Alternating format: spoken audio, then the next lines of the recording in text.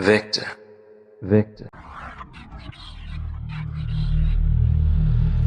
Alright, now you're having problems with your phone. It's either one or two or three things that you should consider. First of all, make sure that your operating system is up to date. Whenever your operating system goes out of date, your phone will start misbehaving. The apps will start misbehaving.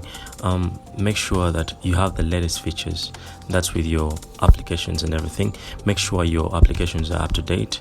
If they're not up to date, go to your App Store, go to your Google Play Store, and try to search for that particular app that's trying to misbehave and make sure that it's up to date to fix bugs and security patches. That's it for today.